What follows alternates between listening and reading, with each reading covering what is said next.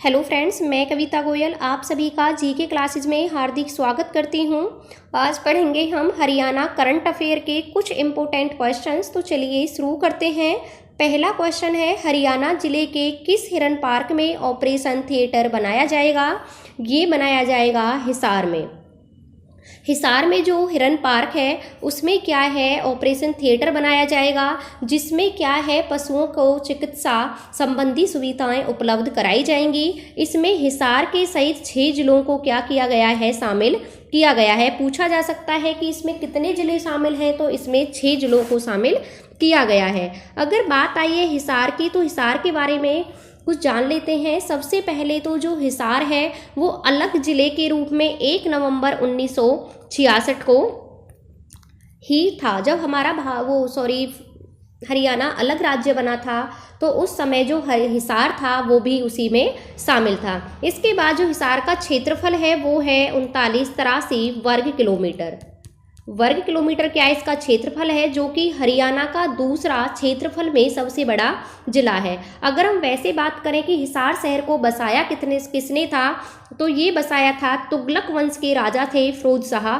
तुगलक। फिरोज शाह तुगलक ने क्या है, हिसार शहर को बसाया था 1354 में। कब बसाया था? 1354 में इन्होंने हिसार शहर को बसाया था। नाम रखा था हिसार ए फिरोजा। जो हिसार है उसका फारसी में जो अर्थ होता है वो होता है दुर्ग या किला। इसके बाद हम बात करें तो यहाँ पर हिसार में ही 4 गेट हैं। पूछा जाता कौन कौन से? एक है नागौरी गेट, मौरी गेट, दिल्ली गेट और तलाकी गेट। तलाकी गेट, ये 4 गेट कहाँ है? ये हिसार में ही है। इसी नागौरी गेट पर लाला लाजपत राय ने 1886 में आर्य समाज मंदिर की स्थापना की थी। पूछा जाता है कि आर्य समाज मंदिर की स्थापना किसने की थी? नागौरी गेट पर की थी। हिसार में किसने? लाला लाजपत राय ने। लाला लाजपत जो राय थे उनकी कर्म भूमि कौन सी थी? हिसार थी। और लाला लाजपत राय ही सबसे पहले 1887 में कांग्रेस की शाखा लेकर आए थे हिसार में। 1888 में जो कांग्रेस का अधिवेशन हुआ था इलाहाबाद में, उसमें हरियाणा की तरफ से लाला लाजपत राय ने ही भाग लिया था। भेड़ प्रजनन केंद्र, भैंस प्रजनन केंद्र, ये कहाँ पर हैं? ये 1985 में स्थापित किए गए थे भेड़ और भैंस प्रजनन केंद्र हिसार में। वहीं अश्व प्रजनन केंद्र की हम बात करें या घोड़ा प्रजनन केंद्र की हम बात करें तो इसकी स्थापना 1986 में हुई थी हिसार में ही। सुअर प्रजनन केंद्र भी कहाँ पर है? वो भी हिसार में ही है। लाट की मस्जिद भी कहाँ पर है? लाट की मस्जिद भी आपके हिसार में ही है। इसका निर्माण भी फिरोज शाह तुगलक ने करवाया था 1354 में। और ये जो मस्जिद है वो लाल बलुआ पत्थर से बनी हुई है। लाल बलुआ पत्थर से कई बार पूछा जाता है कौन सी मस्जिद है जो लाल बलुआ पत्थर से बनी हुई है, तो कौन सी है? ये है लाट की मस्जिद। वहीं पर अगर हम बात करें पंडित जसराज, जो पंडित जसराज थे उनका जो संबंध था वो भी कहाँ से था? वो भी हिसार थे साहब। इसके अगर हम बात करें राजीव गांधी तापीय विद्युत परियोजना, ये भी कहाँ है? ये भी हिसार के खेदड़ गांव में है। हिसार के खेदड़ गांव में है राजीव तापीय विद्युत परियोजना। और इसकी अगर हम उत्पादन क्षमता की अगर हम बात करें तो उसका उत्पादन क्षमता इसकी कितनी है? ये है 1200 मेगावाट। गुजरी महल कहाँ है? गुजरी महल भी हिसार में ही है। ब्लैक वर्ड झील कहाँ पर है? हांसी हिसार में है। और ब्लू वर्ड झील भी कहाँ पर है? वो भी हिसार में है। लाला लाजपत राय पशु चिकित्सा विश्वविद्यालय हिसार में ही है। गुरु जम्भेश्वर विज्ञान तकनीकी विश्वविद्यालय भी कहाँ पर है? ये भी हिसार में ही स्थित है। सबसे बड़ी जो साइट है हड़प्पा सभ्यता की राखी गढ़ी जो हड़प्पा सभ्यता की सबसे बड़ी साइट है वो भी कहाँ पर है? ये भी हिसार में ही स्थित है। तो इस क्वेश्चन का जो राइट आंसर है आपका वो है हिसार। आकाशवाणी केंद्र भी कहाँ पर है? हिसार में है, जिसकी स्थापना कब हुई थी? 26 जनवरी 1999 को हुई थी। वहीं पर दूरदर्शन केंद्र भी कहाँ पर है? ये भी हिसार में ही है दूरदर्शन केंद्र, जिसको अब ट्रांसफर कहाँ कर दिया गया है? पंचकुला में कर दिया गया है दूरदर्शन केंद्र को। पहले ये कहाँ था? हिसार में था, जिसकी स्थापना 1 नवंबर 2002 को हुई थी। उस टाइम की जो मंत्री थी सुषमा स्वराज, वो इसका उद्घाटन करने के लिए कहाँ पर आई थी? हिसार में आई थी। 1857 की क्रांति में जो हिसार का नेतृत्व किया था, 1857 की क्रांति में वो किया था मोहम्मद आजम ने। नेक्स्ट क्वेश्चन है, हरियाणा के किस महिला ने जी टीवी पर प्रसारित dance reality show DID super mom season 3 जीता? तो ये किसने जीता है? ये जीता है वर्षा वुमरा ने। वर्षा वुमरा ने इसको क्या जीता है? इस पुरस्कार को जीता है। जो वर्षा वुमरा है ये कहाँ की हैं? ये भी हांसी हिसार की हैं। इसके अलावा अगर हम बात करें, चंडीगढ़ की मॉडल या अभिनेत्री है हरनाज सिंधु। इन्होंने क्या है 2021 का मिस यूनिवर्स का खिताब जीता था हरनाज सिंधु ने। वहीं पर फेमिना मिस ग्रैंड इंडिया ये किसने जीता था? ये जीता था मनिका शौकंद ने ये जीता था। ये कहाँ की रहने वाली है? जींद जिले की रहने वाली हैं। जींद को दूध नगरी के नाम से जानते हैं। हरियाणा का दिल भी किसे कहते हैं? हरियाणा का दिल जींद को ही कहा जाता है। नेक्स्ट क्वेश्चन है, हरियाणा के किस जिले में राज्य स्तरीय विरासत सांझी उत्सव का आयोजन किया गया? तो कौन से जिले में किया गया है? ये किया गया था आपके कुरुक्षेत्र जिले में। कुरुक्षेत्र जिले में क्या है, राज्य स्तरीय का सांझी उत्सव का आयोजन किया गया। वहीं पर कुरुक्षेत्र में ही क्या है, उत्तर क्षेत्र का सांस्कृतिक केंद्र स्थापित किया जाएगा। कुरुक्षेत्र की है रानी रामपाल। कुरुक्षेत्र की रानी रामपाल क्या है? हॉकी खिलाड़ी हैं, कुरुक्षेत्र की शाहाबाद से बिलोंग करती हैं रानी रामपाल। इनको क्या है, इनको मिला है पीयू खेल रत्न अवार्ड। अगर आपसे पूछा जाए पीयू खेल रत्न अवार्ड किसे मिला है, तो ये रानी रामपाल को मिला है, जो कि कुरुक्षेत्र के शाहाबाद से बिलोंग करती हैं। वहीं कुरुक्षेत्र जो अलग जिला बनता है वो बनता है 23 जनवरी 1973 को। 1973 को अलग जिला बनता है। कौन सा? कुरुक्षेत्र। कुरुक्षेत्र को धर्म नगरी श्रीकंठ जनपद के नाम, पुराने टाइम में इसे श्रीकंठ जनपद कहा जाता था और इसे धर्म नगरी के नाम से भी जानते हैं। महाभारत का जो युद्ध हुआ था वो कहाँ हुआ था? वो कुरुक्षेत्र में ही हुआ था। और इसके अलावा हम बात करें कि श्री कृष्ण ने अर्जुन को गीता का उपदेश ज्योतिसर सरोवर पर दिया था। ज्योतिसर सरोवर भी कहाँ पर है? कुरुक्षेत्र में है। और जो उपदेश दिया था वो ज्योतिसर सरोवर के वट वृक्ष के नीचे दिया था। ये भी याद रख, कौन सा वृक्ष था? वट वृक्ष के नाम से, वट वृक्ष के पेड़ के नीचे दिया था। इसके बाद अगर हम बात करें ब्रह्म सरोवर की, तो ब्रह्म सरोवर भी कहाँ पर है? ब्रह्म सरोवर भी कुरुक्षेत्र में है, जिसको अबुल फजल ने लघु महासागर की संज्ञा दी है। लघु महासागर कहा है ब्रह्म सरोवर को, क्योंकि ये पक्का सबसे बड़ा क्या है? सरोवर है। तो सांझी उत्सव कहाँ मनाया गया? ये मनाया गया कुरुक्षेत्र में। नेक्स्ट क्वेश्चन है, हरियाणा की किस महिला को भारतीय महिला शक्ति सम्मान 2022 से सम्मानित किया गया? तो किसे किया गया था? ये किया गया था वीना कुमारी को। वीना कुमारी को ये सम्मानित किया गया था भारतीय महिला शक्ति सम्मान से। वहीं अगर हम बात करें पूजा शर्मा की, जो पूजा शर्मा है ये गुरुग्राम की रहने वाली हैं और इन्हें दिया गया था नारी शक्ति सम्मान। नारी शक्ति सम्मान किसको मिला है? ये पूजा शर्मा को मिला है, जो कि कहाँ से हैं पूजा शर्मा? ये गुरुग्राम से हैं पूजा शर्मा। वहीं अगर हम बात करें, यमुनानगर में एक गांव पड़ता है जिसका नाम है शाहजादवाला। यहाँ की सरपंच है सुमन रानी यहाँ की सरपंच हैं और इनको अवार्ड मिला है कौन सा? बहन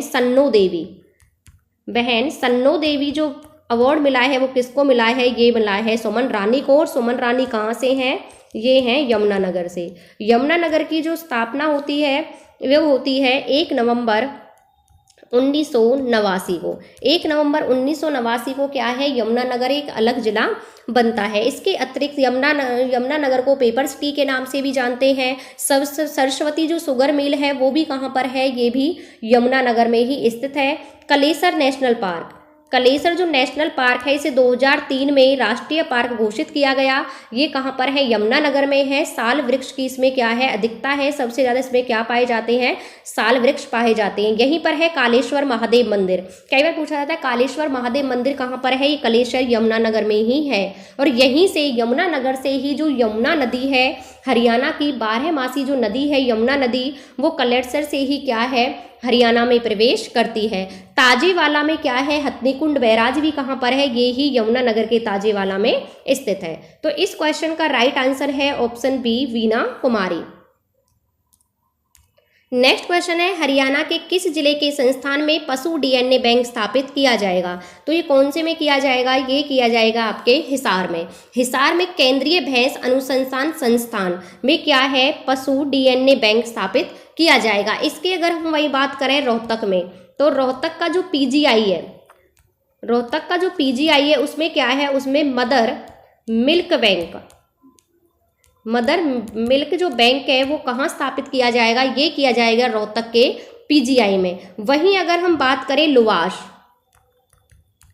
लुवास कहाँ है? ये हिसार में है। लाला लाजपत राय पशु विज्ञान चिकित्सा विश्वविद्यालय, इसमें क्या स्थापित किया जाएगा? पशुओं के लिए उत्तर भारत का पहला ब्लड बैंक। ये किसके लिए होगा? पशुओं के लिए होगा। और उत्तर भारत का ये कौन सा है? ये है पहला। ये कहाँ है स्थापित किया जाएगा? लुवास, हिसार में ही इसे स्थापित किया जाएगा। और जो पशु डीएनए बैंक है ये हिसार में स्थापित होगा, लेकिन ये कौन से उसमें होगा?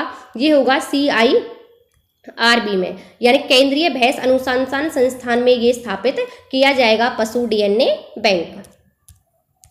नेक्स्ट क्वेश्चन है, हरियाणा लोक सेवा आयोग में किसको नए सदस्य नियुक्त किया गया है? तो ये किसको किया गया है? ज्योति बांदा और राजेंद्र सिंह, इन दोनों को क्या है, हरियाणा लोक सेवा आयोग में क्या किया गया है? सदस्य नियुक्त किया गया है। वहीं इस आयोग के हम गठन की बात करें तो गठन हुआ था 1 नवंबर 1966 को। इसके सदस्यों के कार्यकाल की बात करें तो 6 साल या फिर होता है 62 वर्ष। जो भी ये अपना पहला पूरा कर लेते हैं जो कंडीशन वही होती है, या तो इनका जो कार्यकाल है वो 6 साल है या फिर क्या है 62 वर्ष है। वहीं अगर हम लोक सेवा आयोग के प्रथम अध्यक्ष की बात करें तो जो प्रथम अध्यक्ष थे वो कौन से? वो थे दरवारी लाल गुप्ता। दरबारी लाल गुप्ता जो थे वो हरियाणा लोक सेवा आयोग के पहले अध्यक्ष थे। अगर हम वर्तमान में अध्यक्ष की बात करें तो वर्तमान में कौन है? वो हैं आलोक वर्मा। आलोक वर्मा जो हैं वो क्या हैं? वर्तमान में अध्यक्ष हैं किसके? हरियाणा लोक सेवा आयोग के। इस क्वेश्चन का राइट आंसर है ऑप्शन सी। नेक्स्ट क्वेश्चन है, हरियाणा का खादी एवं ग्राम उद्योग बोर्ड का अध्यक्ष किसे नियुक्त किया गया है? ये किया गया है राजेंद्र लितानी को। राजेंद्र लितानी को खादी एवं ग्राम उद्योग बोर्ड का अध्यक्ष नियुक्त किया गया है। इस बोर्ड की जो स्थापना हुई थी वो हुई थी 1 फरवरी 1969 को। 1 फरवरी 1969 को इसकी स्थापना की गई थी। जो हरियाणा के डिप्टी सीएम हैं दुष्यंत सिंह चौटाला, उन्होंने दूसरे खादी स्टोर का उद्घाटन किया है फरीदाबाद में। कहाँ पर किया है? ये किया है फरीदाबाद में। जो पहला खादी स्टोर है, जो पहला खादी स्टोर है वो कहाँ पर है? वो है पंचकुला में। पहला खादी स्टोर पंचकुला में, लेकिन दूसरे का उद्घाटन किया है फरीदाबाद में। और किसने किया है? ये किया है हरियाणा के जो डिप्टी सीएम है दुष्यंत सिंह चौटाला, उन्होंने किया है। पर्यटन विभाग का जो निदेशक नियुक्त किया गया है वो किया गया है पंकज को। ये भी याद रखना कि पर्यटन विभाग का निदेशक कौन है? ये है पंकज। पर्यटन जो विभाग है उसकी स्थापना 1 सितंबर 1974 को हुई थी। 1 सितंबर को ही हम क्या मनाते हैं? पर्यटक दिवस मनाते हैं। जो पर्यटन मंत्री हैं वो हैं कंवरपाल गुर्जर। तो इस क्वेश्चन का राइट आंसर है option D, Rajendra Litani.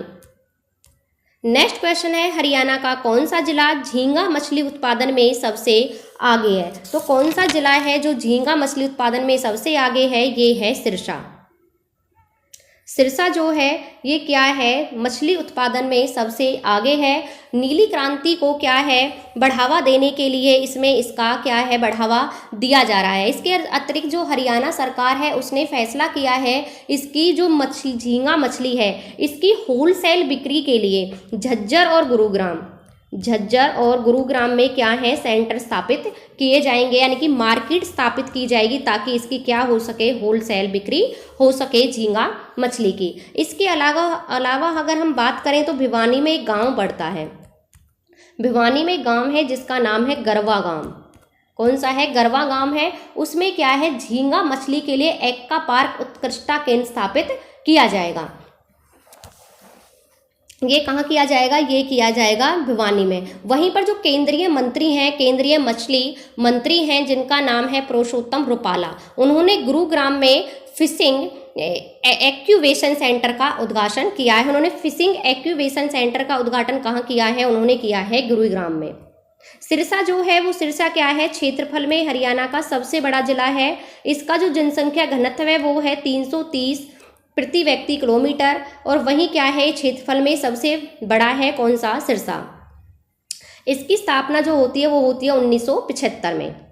Next question है, हरियाणा के सहयोग से वर्ष 2023 में किस देश में गीता महोत्सव का आयोजन किया गया? तो ये किया गया था किस में, ऑस्ट्रेलिया में। अप्रैल 2023 में, अप्रैल 2023 में ऑस्ट्रेलिया में क्या किया गया, गीता महोत्सव का आयोजन किया गया था। जो गीता महोत्सव है इसकी जो शुरुआत होती है वो हुई थी 1989 में। इसके बाद जो इसकी समिति होती है गीता जयंती समारोह समिति, इसका जो गठन हुआ था वो हुआ था 1992 में। वहीं 2002 में जो गीता महोत्सव है इसको राष्ट्रीय उत्सव घोषित कर दिया गया था 2002 में। 2016 से हमें इसे अंतर्राष्ट्रीय उत्सव के रूप में मना रहे हैं। कब से मना रहे हैं, 2016 से। तो ये भी याद रखना है कि 1989 में शुरुआत होती है, 92 में इसका क्या होता है, गठन होता है समिति का, 2002 में इसे राष्ट्रीय उत्सव घोषित किया जाता है, और 2016 से इसे अंतर्राष्ट्रीय उत्सव के रूप में मनाया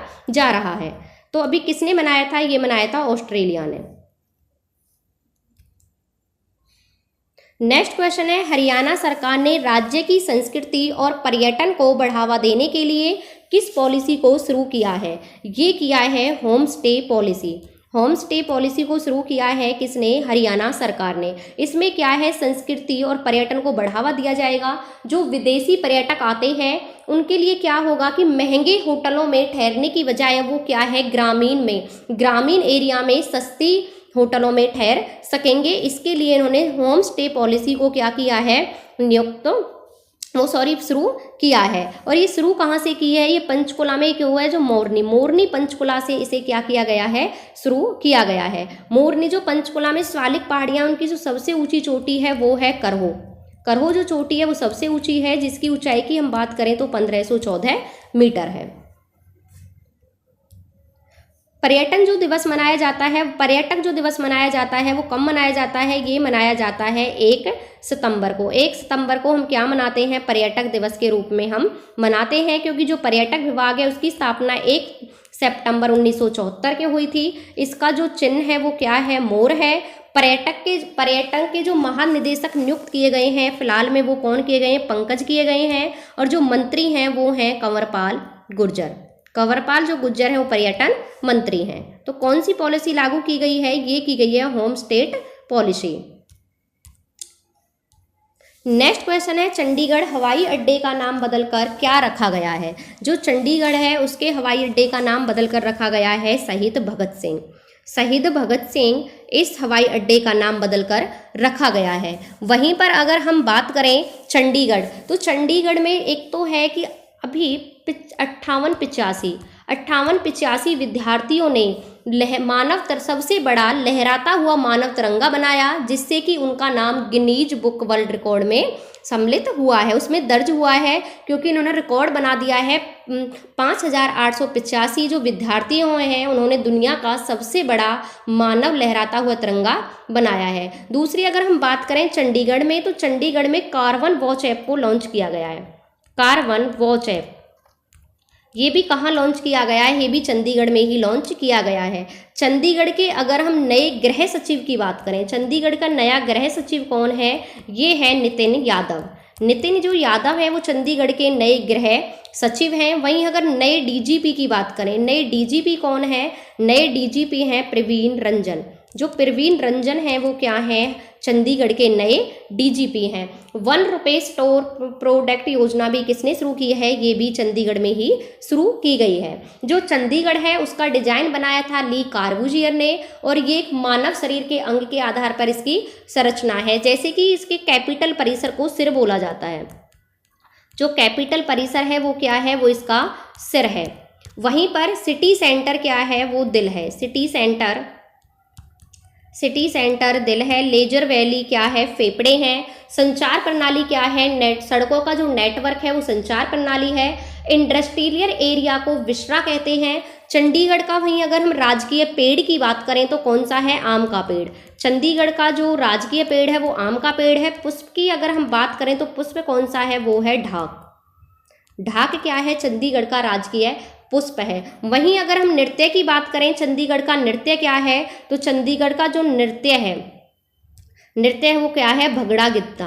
भांगड़ा और गिद्दा क्या है? चंडीगढ़ का नृत्य है। वहीं अगर हम चंडीगढ़ के राजकीय पशु की बात करें तो भारतीय ग्रे नेवला। भारतीय ग्रे नेवला ये क्या है? चंडीगढ़ का राजकीय पशु है। वहीं अगर हम राजकीय पक्षी की बात करें तो ग्रे हॉर्नबिल है। ग्रे जो हॉर्नबिल है वो क्या है? वो यहाँ की राष्ट्रीय पक्षीय भाषा की हम बात करें तो प्रमुख भाषा है हिंदी और पंजाबी। चंडीगढ़, मोहाली और पंचकुला को ट्राई सिटी के नाम से जानते हैं। और जो चंडीगढ़ था वो पंडित जवाहरलाल नेहरू के सपनों का शहर था। वहीं अगर हम फरीदाबाद की बात करें तो फरीदाबाद जो है वो राजेंद्र प्रसाद के सपनों का शहर था। रॉक गार्डन भी कहाँ है? रॉक गार्डन चंडीगढ़ में है, जिसकी स्थापना नेकचंद सैनी ने की थी। नेकचंद सैनी ने रॉक गार्डन की स्थापना की थी 1957 में। फिर 1976 में क्या है? इसको सरकार ने अपने अंडर ले लिया था, सरकार ने इसका अधिग्रहण कर लिया था। एशिया का सबसे बड़ा रोज गार्डन भी कहाँ है? एशिया का सबसे बड़ा वो कहाँ पर है? वो भी चंडीगढ़ में ही स्थित है। तो इस क्वेश्चन का राइट आंसर है कि हवाई अड्डे का नाम बदलकर रखा गया है शहीद भगत सिंह। अगर हम वही बात करें चंडीगढ़ के चिन्ह की कि इसका जो स्मारक चिन्ह है वो क्या है? वो है ओपन हैंड। ये भी याद रखना क्या है? ओपन हैंड, खुला हाथ। इसकी खुले हाथ की अगर हम ऊंचाई की बात करें तो 14 मीटर है। वहीं अगर हम इसकी वजन की बात करें तो 50 टन क्या है इसका वजन है। नेक्स्ट क्वेश्चन है, हरियाणा की कौन सी खिलाड़ी भारतीय सेवा की पहली महिला बॉक्सर बनी है? ये बनी है जैस्मीन लंबोरिया। जैस्मीन लंबोरिया जो है ये क्या बनी है? भारतीय सेवा की पहली महिला बॉक्सर बनी है। इनका जो संबंध है वो हरियाणा के भिवानी जिले से है। भिवानी को बॉक्सिंग का पावर हाउस कहा जाता है। भिवानी जो जिला है उसकी जो स्थापना हुई थी 22 दिसंबर 1972 को हुई थी। 22 दिसंबर 1972 को 2 जिले बने थे, एक बना था भिवानी और दूसरा बना था सोनीपत। अगर हम वही जैस्मीन लंबोरिया की बात करें तो इनका जो जन्म होता है वो होता है 23 अगस्त 2001 को। वहीं पर उन्होंने कई पदक जीते हैं, जैसे कि 2021 में दुबई में जो एशियन बॉक्सिंग चैंपियनशिप हुई थी उसमें इन्होंने कांस्य पदक जीता था। और जो बर्गिंगम में जो राष्ट्रमंडल खेल हुए थे वहाँ में उनमें कांस्य पदक जीता। उसके बाद इंटरनेशनल बॉक्सिंग चैंपियनशिप में इसने सिल्वर पदक अपने नाम किया था। ये कहाँ से बिलोंग करती हैं? ये बिलोंग करती हैं हरियाणा के भिवानी जिले से। नेक्स्ट क्वेश्चन है, हरियाणा राज्य की जीडीपी में पर्यटन का कितना प्रतिशत योगदान है? ये है 0.3%। जो हरियाणा का योगदान है वो 0.3% है। अगर हम ओवरऑल बात करें कि देश की जो अर्थव्यवस्था है उसमें ओवरऑल पर्यटन का कितना, जीएसटी का कितना योगदान है, तो वो है ओवरऑल 10%। जो देश की कुल जीडीपी है उसमें पर्यटन का कितना योगदान है? 10% है। वहीं अगर हम राजस्थान की बात करें तो राजस्थान में जो पर्यटन का जीडीपी का जो योगदान है वो है 15%। नेक्स्ट क्वेश्चन है, हरियाणा के किस व्यक्ति के नाम पर गोवा में अंतर्राष्ट्रीय हवाई अड्डे से जाने वाली सड़क का नाम रखा गया है? तो ये किसके नाम पर रखा गया है? ये रखा गया है कर्नल सिंह बोनीपाल। कर्नल सिंह जो बोनीपाल थे इनके नाम पर अंतर्राष्ट्रीय हवाई अड्डे से जाने वाली सड़क का नाम रखा गया है। क्यों रखा गया है? क्योंकि जब हमारा देश आज़ाद हो गया था 15 अगस्त 1947 को, लेकिन उसके बावजूद भी जो गोवा है वो आज़ाद नहीं था। वो किसके कब्जे में था? वो था पुर्तगालियों के कब्जे में। गोवा को जो आज़ादी मिली थी वो मिली थी 22 दिसंबर 1961 को।